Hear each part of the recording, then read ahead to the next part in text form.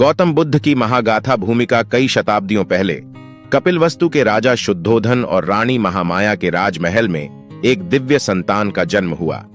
जब ऋषियों ने इस बालक का भविष्य बताया तो कहा गया कि यह या तो चक्रवर्ती सम्राट बनेगा या महान सन्यासी जो दुनिया को नया मार्ग दिखाएगा।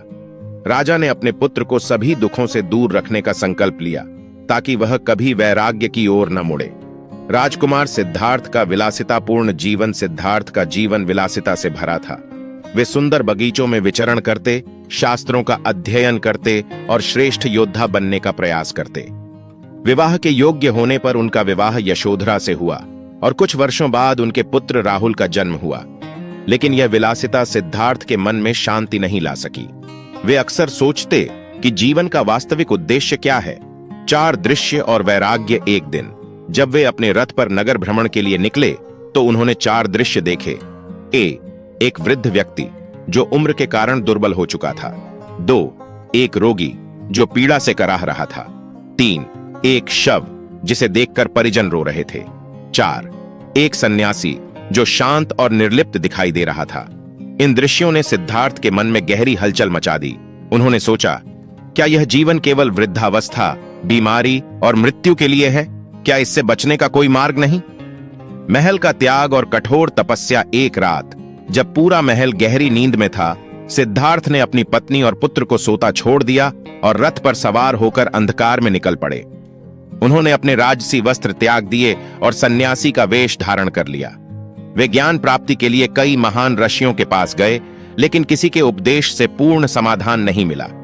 तब उन्होंने घोर तपस्या शुरू की। वर्षों तक वे केवल कुछ अन्न और जल पर जीवित रहे, यहां तक कि उनका शरीर हड्डियों का ढांचा बन गया। लेकिन फिर भी उन्हें आत्मज्ञान नहीं मिला।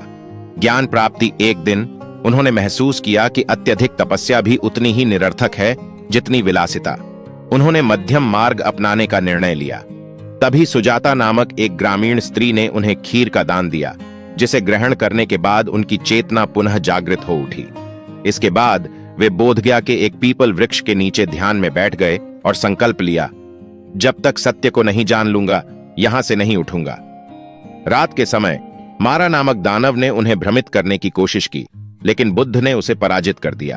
अंततः 7 दिन और 7 रातों के गहरे ध्यान के बाद उन्होंने आत्मज्ञान प्राप्त किया और बुद्ध बन गए।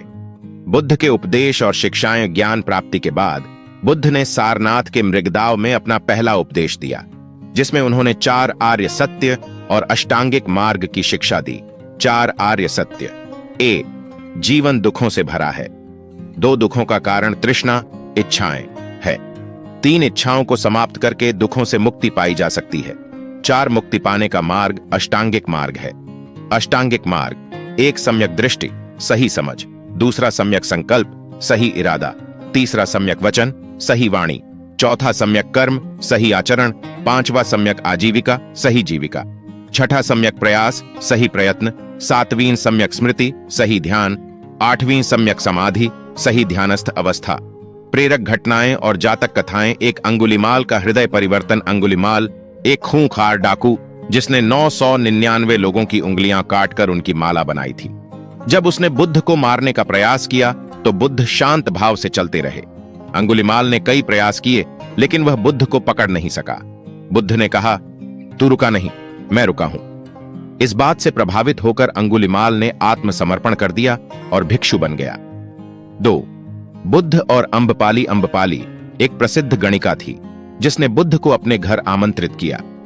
राजा और अन्य लोग ईर्ष्या से भर गए, लेकिन बुद्ध बिना किसी भेदभाव के उसके घर गए। उनकी करुणा और प्रेम से प्रभावित होकर अम्बपाली ने अपना पूरा धन संघ को दान कर दिया और संन्यास ले लिया। 3 जातक कथाएं। बुद्ध ने अपने पिछले जन्मों की कहानियां सुनाई, जिन्हें जातक कथाएं कहा जाता है। इनमें एक कहानी थी बंदर, हाथी और खरगोश की त्याग कथा, जिसमें तीनों जानवर एक भूखे साधु को भोजन देना चाहते थे। हाथी ने फल दिए, बंदर ने शहद, लेकिन खरगोश ने अपनी जान देकर साधु को भोजन देने की कोशिश की। साधु ने उसे आशीर्वाद दिया और बताया कि वह भविष्य में बुद्ध बनेगा। महापरिनिर्वाण 80 वर्ष की आयु में बुद्ध कुशीनगर पहुंचे। वहां उन्होंने अपना अंतिम उपदेश दिया, सभी वस्तुएं नश्वर हैं, इसलिए ध्यान और सत्य के मार्ग पर चलो। इसके बाद वे महापरिनिर्वाण में लीन हो गए। उनके शिष्यों ने उनके अवशेषों को विभाजित कर विभिन्न स्तूपों में स्थापित किया। उपसंहार गौतम बुद्ध की शिक्षाएं आज भी हमें शांति, करुणा और सत्य का मार्ग दिखाती हैं। उनका जीवन इस सत्य का प्रमाण है कि व्यक्ति अपनी इच्छाओं और मोह से मुक्त होकर वास्तविक आनंद को प्राप्त कर सकता है। उनका संदेश केवल भिक्षुओं तक ही सीमित नहीं था, बल्कि हर व्यक्ति के लिए था जो सत्य की खोज में था। प्रिय दर्शकों, अगर आपको हमारी कहानियां पसंद आ रही हैं, तो हमारे चैनल कहानी वाला को सब्सक्राइब करना ना भूलें। आपके एक क्लिक से हमें और भी बेहतरीन कहानियां बनाने की प्रेरणा मिलेगी। सब्सक्राइब करें और नई नई रोचक कहानियों का आनंद लें। धन्यवाद।